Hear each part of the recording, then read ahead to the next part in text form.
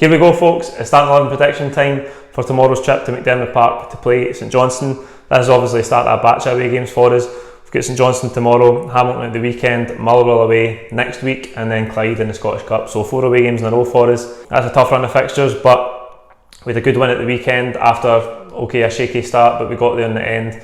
Thanks to Odds and Edward, and obviously it turned into a great weekend with Rangers getting beat at Hearts.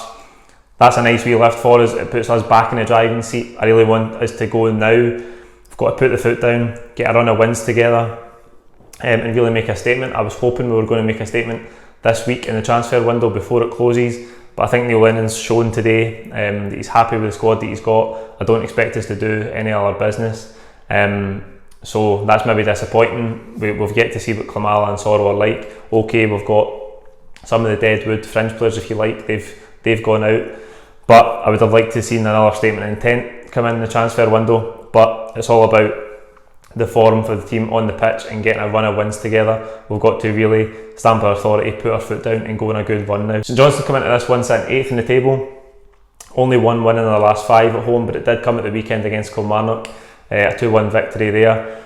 In our last 4 games against them, it's been 17-0 to us on aggregate, so we're on a good run of form against them, and I would expect a good performance on Wednesday night, and we should get a good win up there. So to the team, in goals, Fraser Foster, as it always is. At right back, we've seen Moritz Bauer come in on Saturday. I think he's flattered to deceive a lot of the times. He's only maybe played 9-10 games for us, but he's never really made an impact, made an impression on fans. I think when you see what El Ahmed and Frimpong have done in that position, I think he's clearly third choice there.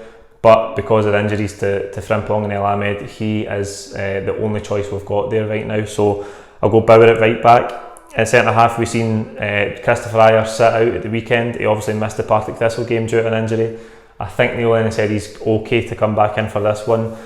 It was Julian and Simunovic. The back 4 really struggled on Saturday in the early period of the game. They'd never played together, particularly with Hayes at left back, Jozo and Bauer in there. It was much changed. Ross County capitalised on that early in the game. Okay, they didn't put any of their chances away, but they got in behind us a few times. So that's something we'll have to watch out for. But in this game, I do expect Julian to play alongside Christopher Ajer. I think he'll come back in. Neil Lennon says they're monitoring Jozo Simunovic after the weekend.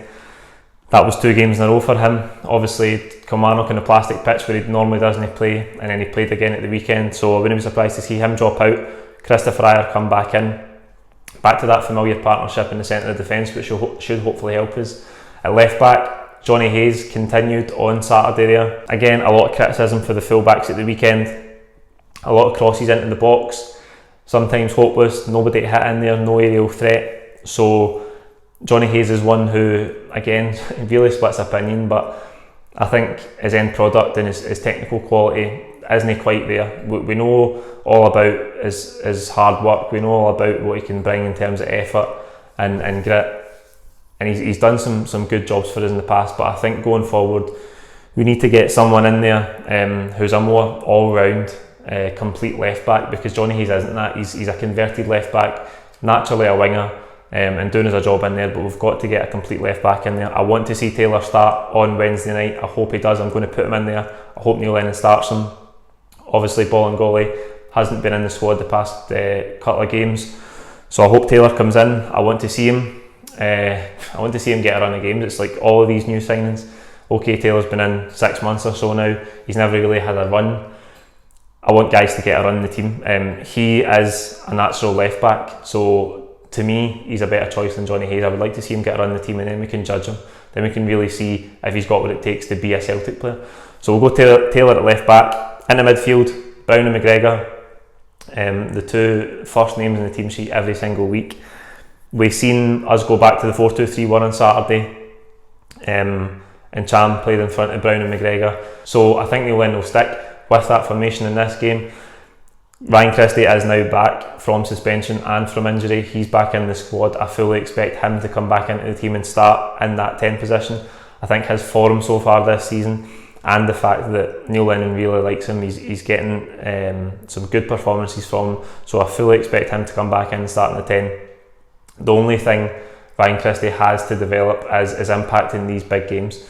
We've seen him in the games against Rangers, not really hit the heights. He's been in great form so far, maybe our player of the season so far this season.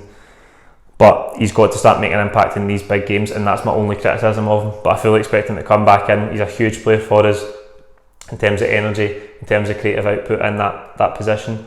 So I fully expect him to come back. On the right hand side, James Forrest, he was also back in the team after missing a couple of games after the winter break. So he's on the right hand side again. He wasn't at his best. I would like to see, again, that's another position I'd like to see in transfer window, bring somebody in to push him on the right hand side. It looks like Shved is absolutely out of contention.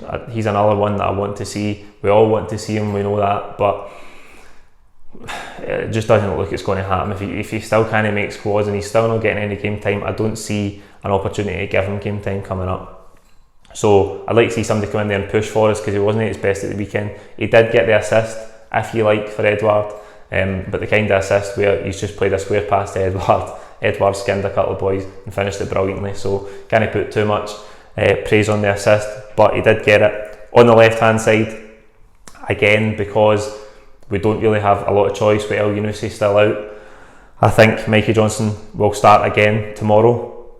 Not his best game by far, nothing like it on Saturday against Ross County. I thought, again, at times the whole team with a slow start to the game, but he did win the penalty for us. He looked brighter as the game went on. He linked up with Edouard when Edouard was introduced into the game. Listen, the whole team was lifted by Edouard's introduction, and you see the impact he had in terms of creating chances. He put 2 goals away. He plays a wee 1-2 with Johnstone, who should have scored for 4-0. Absolutely fantastic. So I think Johnstone will continue on the left hand side. I'd expect him to play a little bit better than he did on Saturday, but let's be honest, he needs a run of games. He's another one that's been in and out of the team with injuries all season, so I think he needs a run of games as well, and hopefully he can get back to that form he showed in glimpses this season, because he's been brilliant at times. We know what he brings to the team.